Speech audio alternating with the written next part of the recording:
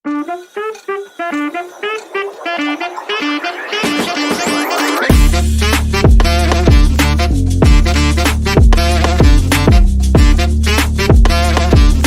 Sobat IPIM, selamat datang di podcast Indo Premier Investment Management atau yang lebih dikenal dengan sebutan IPIM. Podcast ini akan membahas berbagai hal menarik mengenai dunia investasi reksadana ETF. Perkenalkan, aku Airin Rasubala selaku host podcast episode kali ini. Tentunya Sobat IPIM aku nggak sendirian, aku udah ditemani sama Mas Bramantia Egin selaku Head of Product Development Indo Premier Investment Management. Halo Mas Egin, apa kabar Mas? Pagi Airen, kabar baik. Apa kabar Airen? Baik juga. Mungkin Mas Egin bisa memperkenalkan diri kembali ke Sobat IPIM dan juga menyapa kembali Sobat IPIM yang menonton podcast ini. Terima kasih Airen. Selamat pagi Sobat IPIM semuanya. Apa kabar? Ya, sebagaimana yang tadi Mbak Airin sudah sampaikan, saya, Bramantia Egin, adalah Head Product Development di Indo Premier Investment Management. Jadi, saya join IPIM ini, Airin, sejak 6 tahun yang lalu, yaitu tahun 2018. Nggak kerasa sih ya, tahu-tahu udah 6 tahun aja udah 6 tahun. Saya bergabung dengan IPIM. Dan karena IPIM itu adalah MI yang punya spesialisasi dalam produk reksadana ETF, ya produk-produk yang sudah kita buat bersama di IPIM ini kebanyakan adalah berupa ETF. Nah, apa itu ETF? ETF itu kalau di luar ya kita biasa sebut exchange traded fund, reksadana yang bisa diperdagangkan di bursa efek. Nah, jadi itu mungkin yang akan menjadi topik kita pada hari ini ya, Airin. Berarti Mas Egin ini udah cukup berpengalaman nih di dunia pasar modal, dan kalau soal ETF IPIM, nah Mas Egin ini yang tahu seluk-beluknya ya Mas Egin. Nah, mumpung udah ada Mas Egin, mungkin aku mau nanya-nanya nih, lebih ke sharing sih. Jadi kemarin itu ada temen aku yang curhat nih ke aku tentang pengalamannya dia beli reksadana. Nah, temen aku ini curhat nih ke aku kalau dia beli reksadana saham. Dan setelah dia beli, kinerjanya itu nggak begitu bagus Mas Egin. Oh, iya, iya. Kok IHSG itu udah naik tapi reksadananya kinerjanya cenderung turun tuh Mas. Ya, itu cerita yang mungkin sangat relate ya bagi Sobat IPIM, ya. Sobat IPIM yang mungkin sudah berinvestasi pada instrumen reksadana ekuitas atau reksadana saham. Ya, kita kan understanding-nya adalah reksadana saham itu pergerakannya akan mengikuti saham.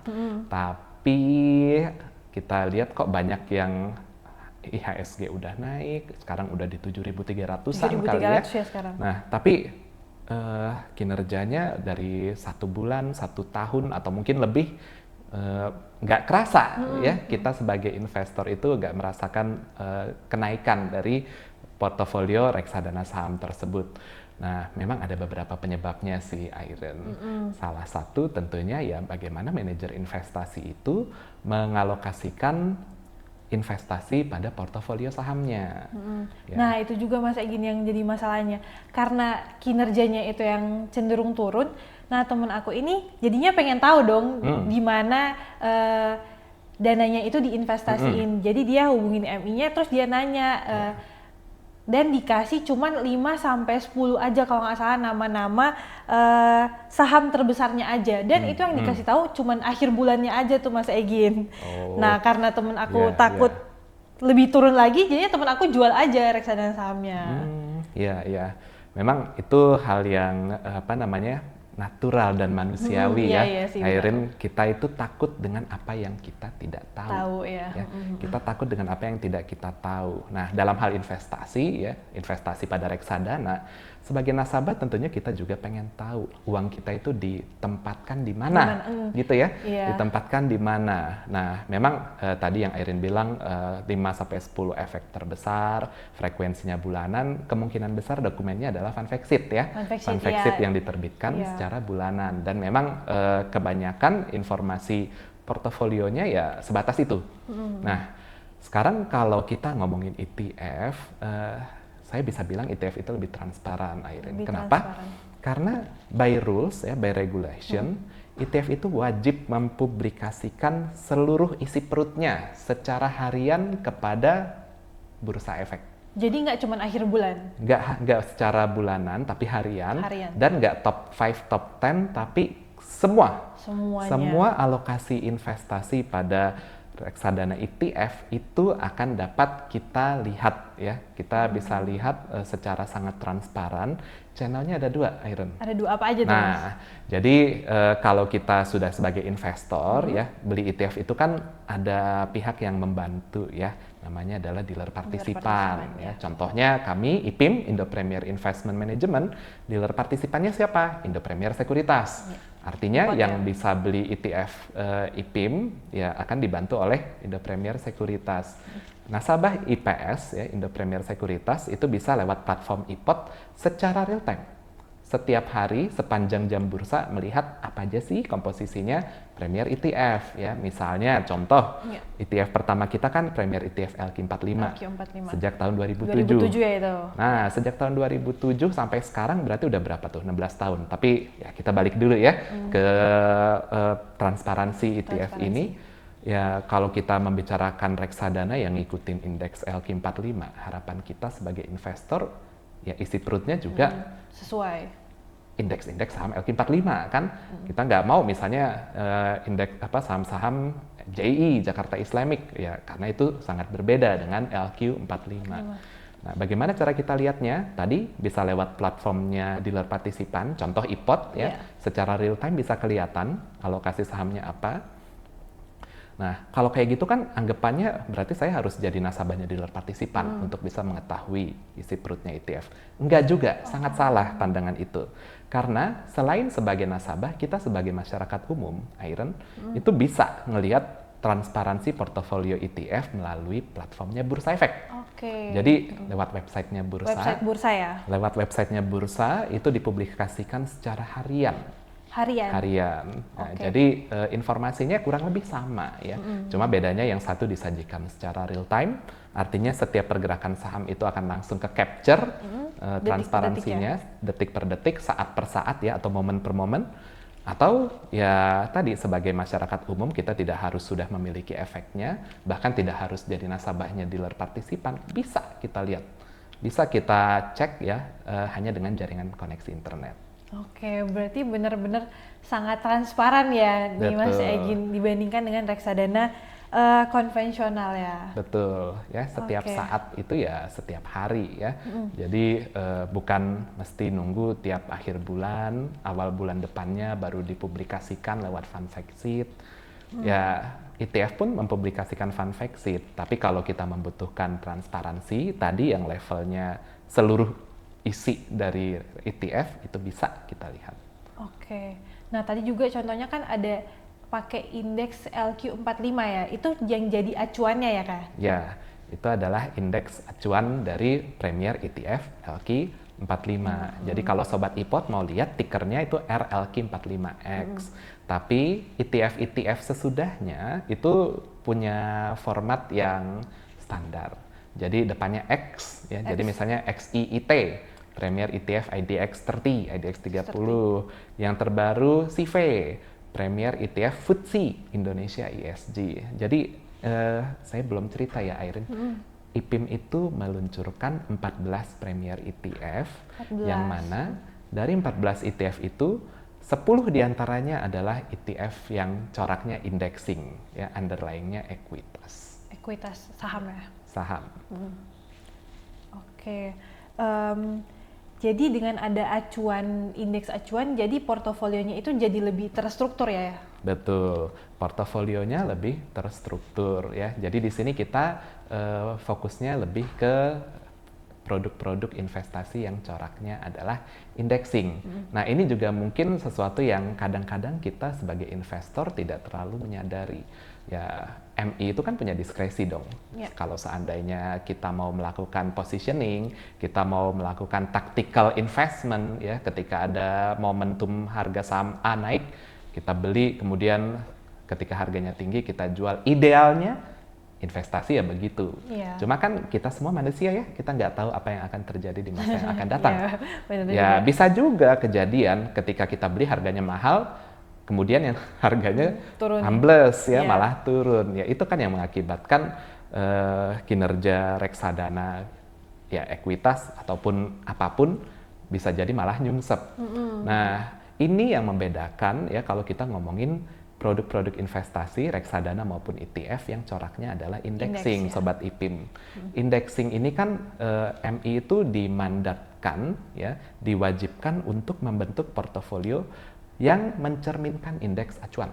Contoh tadi LQ 45 ya, ada juga Jakarta Islamic, ada FTSE Indonesia ESG, ada Sri Kahati. Itu semua adalah indeks saham. MSCI pun ada, MSCI Indonesia Large Cap. Nah, berarti MI itu udah punya blueprint saham-saham apa aja sih yang sudah masuk ke dalam indeks tersebut. Berarti produk investasi reksadana ataupun ETF yang indexing, dia harus mimicking, dia harus mirroring, dia harus mencerminkan portofolio reksadana maupun ETF-nya mengikuti indeks acuan. Nah, nggak boleh sembarangan ya berarti? Satu, nggak boleh sembarangan universe sahamnya. Kedua, nggak boleh sembarangan melakukan tactical tadi, jual beli. Ya, jadi ketika MI atau fund manager itu melakukan transaksi efek, itu kan dapat menimbulkan satu biaya. Ya, kemudian kedua, harga sahamnya bisa lari, nggak sesuai dengan harapan. Nah, tapi kalau kita kebijakan investasinya adalah indexing, nggak bisa melakukan hal yang seperti itu karena setiap waktu harus mengikuti indeks acuan. Ya. Jadi kalau saya ngomongin universe, misalnya saham-saham LQ, udah pasti nggak masuk ke saham-saham gorengan atau sebutlah saham-saham gocap. Nah, bursa kan kayaknya baru-baru ini sudah menerapkan ada papan pemantauan ya, saya lupa namanya apa, itu bahkan harga sahamnya bukan gocap lagi. Itu tidak ada batas bawahnya, Airin. Bisa sampai Rp1. Itu kan sebuah risiko ya. Tentunya saham-saham yang harganya di bawah 50 itu ya kita tidak terlalu yakin lah dengan fundamentalnya. Nah, jadi untuk corak pengelolaan yang pasif atau yang indexing itu sudah tersaring saham-saham yang seperti itu.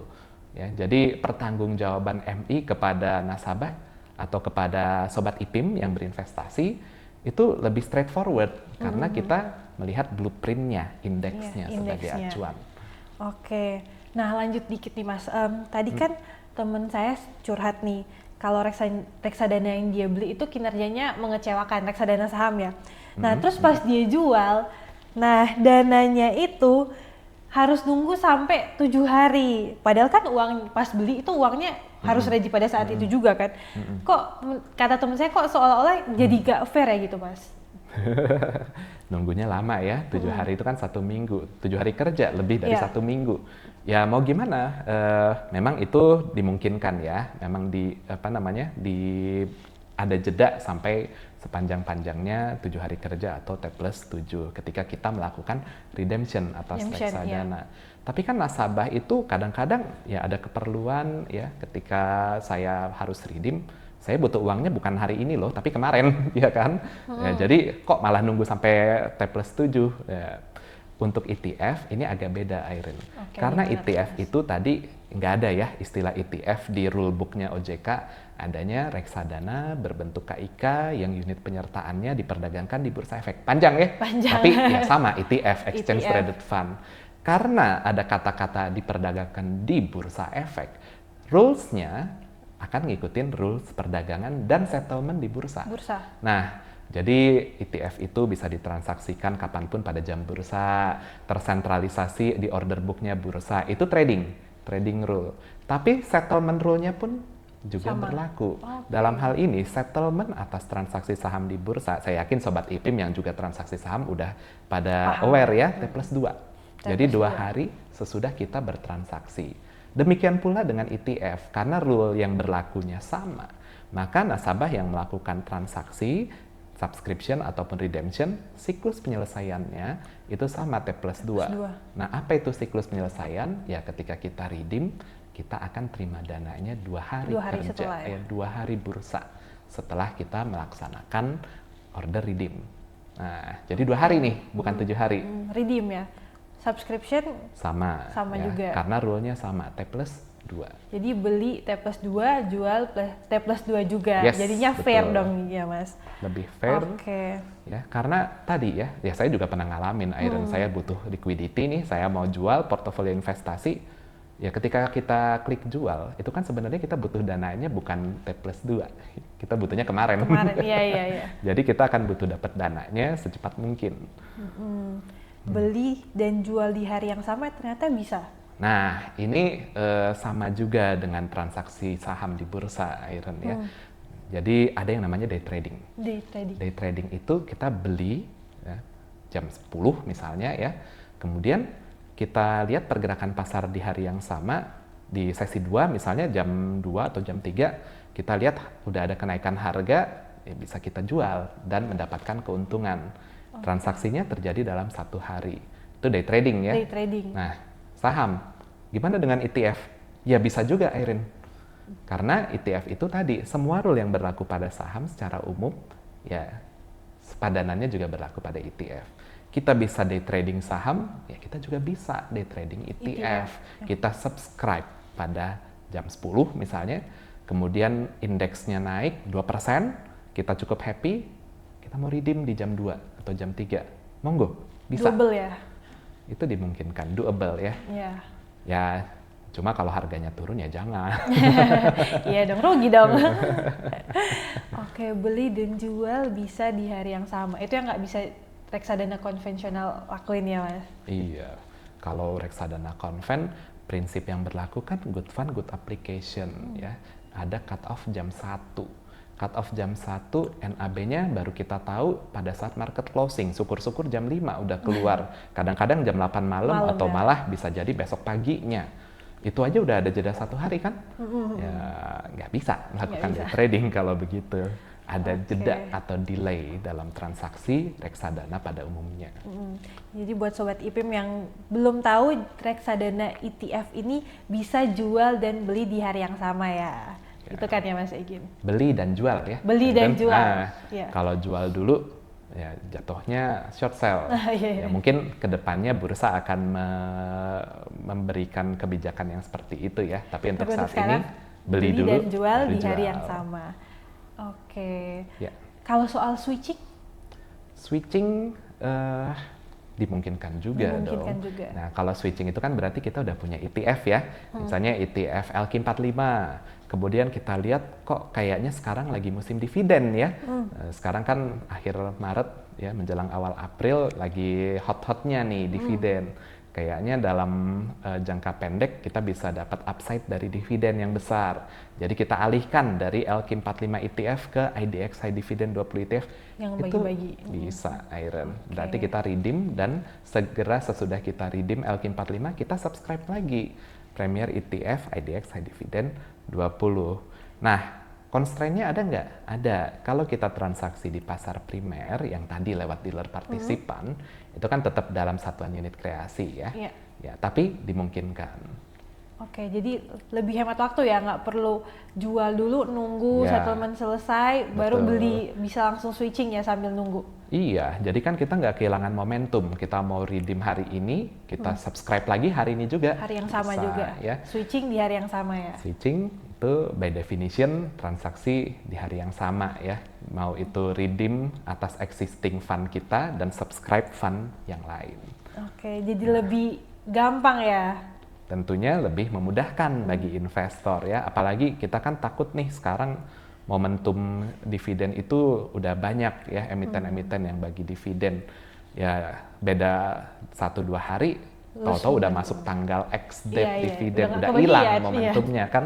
Nah, jadi dengan adanya mekanisme ETF yang memungkinkan switching tadi, ya kita nggak perlu kehilangan momentum. Oke, nah ada lagi nih Mas yang aku penasaran. Kenapa sih kalau kita beli reksadana nih, kita itu dikasih tahu harga NAV subscription sama redemptionnya itu setelah bursa sahamnya tutup atau bahkan keesokan harinya. Padahal kan kita udah beli pagi, tapi dikasih taunya kok nanti. Padahal kan uang kita juga udah dipotong ya Mas. Kok bisa kayak gitu ya? Ya, jadi memang kalau kita ngomongin yang konvensional, reksadana, penghitungan NAB itu ada jeda. Kenapa? Karena reksadana itu berinvestasi pada portofolio efek. Portofolio efek misalnya saham atau obligasi. Ketika kita mau melakukan valuasi atas reksadana, ya pertama-tama yang harus kita lakukan, kita valuasi dulu efeknya. Nah, kita mau ngitung harga wajar saham pada saat akhir hari. Ya berarti kan kita harus nunggu marketnya tutup dulu, harga closing sahamnya berapa di bursa. Ya itulah yang menimbulkan jeda tadi ya. Kalau kita kena cut off beli reksadana konven misal jam 1 siang, tapi valuasinya sendiri baru bisa dihitung sore setelah bursanya tutup. Nah, itu yang membedakan dengan ETF. Karena kalau ETF itu kita bisa loh transaksi jam setengah 10 pagi misalnya, NAB-nya dihitung secara real time. Kita sebut itu indikatif NAV. Indikatif INAV ya. INAV ya. Ya, NAB indikatif atau indikatif NAV. Jadi karena penghitungan yang indikatif ini secara real time, valuasi kita juga bisa real time juga.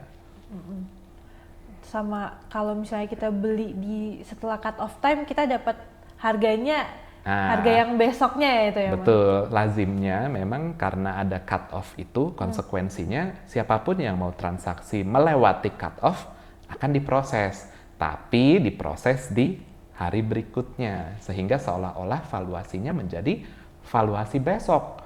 Nah, berarti kan kita sebagai nasabah di sini dihadapkan pada ketidakpastian ya, Sobat IPIM. Balik lagi ya. Kita subscribe jam 11 pagi nih karena sebelum cut off market bisa bergerak sampai tutup bursa. Kalau kita lewat jam 1, ya misalnya jam 2 kita baru subscribe, diundur lagi 1 hari. Siklus marketnya jalan lagi 1 hari. Jadi harga bisa naik, bisa turun, ya buat saya sih itu mewakili risiko alias ketidakpastian ya. Ya syukur-syukur kalau besoknya market turun, kita dapat NAB-nya bagus kan. Tapi bisa juga loh kejadian malah naik. Artinya kita dapat NAB yang lebih mahal. Sangat berbeda dengan mekanisme dari ETF ya? Iya, karena kan real time tadi ya. Karena valuasinya real time, kita bisa dapat pricing-nya pun real time. Iya. Nah, Mas Egin, kalau misalnya kita berbicara soal investasi nih, salah satu hal penting yang untuk kita bahas itu soal likuiditas juga ya. Kalau dari segi likuiditas, reksadana saham sama ETF saham ini gimana nih, Mas? Nah, ini agak berbeda. Karena tadi ya mekanisme transaksinya reksadana konven dengan reksadana yang ETF itu beda. Ketika kita ngomongin liquidity ya, biasanya sih kalau suatu reksadana dia akan tergantung pada komposisi portofolionya, Airen. Jadi contoh ada reksadana saham yang invest pada saham-saham big cap, saham-saham yang liquid. Lalu ada reksadana saham lain yang memang dia tujuannya nyari alfa, dia invest di saham-saham yang second liner, saham-saham yang liquidity-nya nggak sebesar saham-saham big cap, saham-saham blue chip.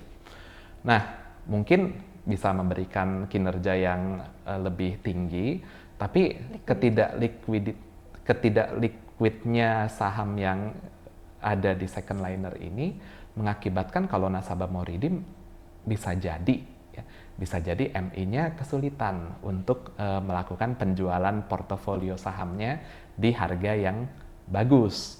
Nah, jadi untuk reksadana konven, kelazimannya itu ada level cash yang menjaga liquidity. Jadi sewaktu-waktu nasabah itu mau redeem, nggak perlu jual portofolio sahamnya karena sudah ada keep sejumlah katakanlah 5%, 10% atau bahkan hampir 20% cash dari portofolionya reksadana saham. Jadi tujuannya ini adalah bumper, ketika ada nasabah yang redeem, portofolio manajernya nggak perlu jual saham di harga yang nggak sesuai. Nah, ini kan sebenarnya jadi kurang fleksibel terbatas kurang tadi. Efisien juga bagi pengelolaan dananya. Nah, kalau ETF, kita memang ada constraint liquidity. Jadi kemungkinan besar ETF itu akan invest atau melakukan placement pada portofolio saham yang memang liquid. Nah, artinya secara liquidity kita mau dapat nasabah yang mau subscribe dalam jumlah besar. Nasabah existing mau redeem, ya nasabahnya ini juga sudah punya kepemilikan yang besar, dimungkinkan. Ya, pernah kejadian ada satu nasabah melakukan redemption yang chunk-nya besar di dalam NAV-nya ETF, dia mau redeem sekali transaksi, nilainya ratusan M. Kejadian saat itu juga secara real time. Ini real case. Jadi benar-benar liquid. Liquidity-nya adalah liquidity atas portofolio underlying-nya ETF secara real time, facing to the market itself. ya. Jadi kita nggak against fund manager karena fund manajernya nggak harus ngejualin satu-satu saham apa yang harus dijual agar bisa satisfy redemption instruction-nya nasabah, tapi langsung against market. Nah, oleh karena itu semua transaksi ETF subscription redemption ini terjadi secara natural. Ya, secara apa namanya? Secara against market tadi ya. Nah. Berarti emang benar-benar reksadana ETF ini jauh lebih liquid ya daripada reksadana konvensional. Jauh lebih liquid ya. Jadi kita tidak terbatas hanya senilai AUM dari reksadana yang ada ya. Contoh ada reksadana yang AUM-nya 1T, kemudian ada nasabah mau jual 500 miliar, ya misalnya ya, berarti kan fund manajernya pasti harus jual saham. Misalnya dia cuma punya porsi liquidity cash cuma 100 M, kurang 400 harus dijualin portofolionya. Ada yang gain, ada yang loss. Portofolio yang gain kalau dijual kan berarti potensial return di masa yang akan datang akan terhambat. Tapi kalau yang loss berarti realisasi loss, maju kena mundur kena kan sebetulnya. Nah ini yang tidak terjadi dengan ETF karena tadi pokoknya ada saham-saham yang menjadi komponen portofolionya ETF, dia akan dijual secara proporsional, secara sekaligus ya. Jadi nggak ada bias kepada saham yang either outperform atau yang underperform di dalam portofolionya ETF. ETF itu akhirnya kebanyakan tadi dikelola secara indexing atau passively managed. Ini biayanya jauh lebih murah ya. Kecil, ya. Jadi annualize-nya kira-kira 1% ya. Bahkan ada beberapa yang 0,5%.